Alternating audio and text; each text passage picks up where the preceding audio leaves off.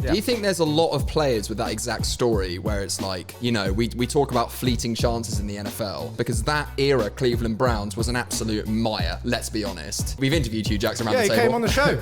But do you think there's a lot of players who just got, well, if it hadn't been Cleveland at that exact time, and you know, there's been teams throughout history, the Buccaneers in the 70s, that sort of thing. If it hadn't been the Cleveland Browns at that time, maybe things would have shaken out different. Well, I think there's a bunch of guys that probably don't have the same success story because they never got the opportunity.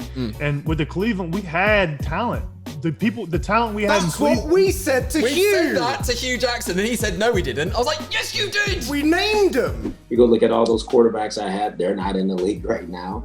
I mean, if you're going to always be at the top of the draft that way, you better get the right guys. And when you look back, a lot of those guys are not there. In 17-18? I mean, go back and look. A lot of those guys in 17-18 are not there. Yeah, so you have Alex Mack, Pro Bowler on Atlanta. We had Mitchell Schwartz, who's a Pro Bowler in Kansas City. You have Joe Thomas. That's 3 Pro Bowlers on the offensive line. We didn't have a true quarterback. That's the hardest thing. We had Josh McCown, and we were plugging and playing. It's hard to win when you don't have a quarterback. Like Josh, awesome, but he got hurt a few times. And so like you said, we had 3 different quarterbacks. We still had Johnny, who was still learning, all that kind of stuff.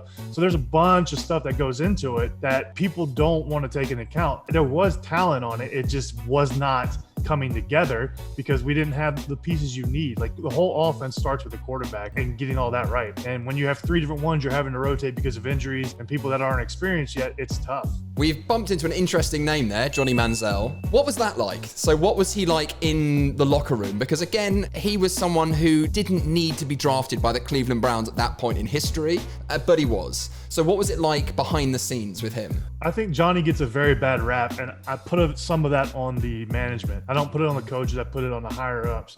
Because the year that we drafted Johnny, or when we had Johnny, we had Brian Hoyer was our starting quarterback. We had 7 wins. We were 7-4 at one time. And we decided to make the change and put Johnny in a quarterback. We didn't win a game the rest of the year. I think they rushed Johnny into starting. I think if you would have given him the full year to learn and mature as a player and not thrust him into it, he could have had time to learn everything and prepare for the following year. But they just forced him to play because they wanted to sell tickets is what it felt like. It wasn't about winning. I don't think Johnny was ready for it. So I think he gets a very bad rap. I think if he would have been given a full year to learn, I think he could have been a better player and he could have been more prepared because he could have got away with all the guys and hung out with them and got to know them and picked their brains versus being thrusted into this one more winning and then just everything starts going downhill. Now you're basically just killed this kid's confidence. Yeah. Because we were 7-4 and now we didn't win a game the rest of the year because you made him start and he was not ready. And you'd think, like, so obviously you know him, you were around him, you know him personally. You think he would have wanted to do that? You think he was the kind of guy who would have gone, all right,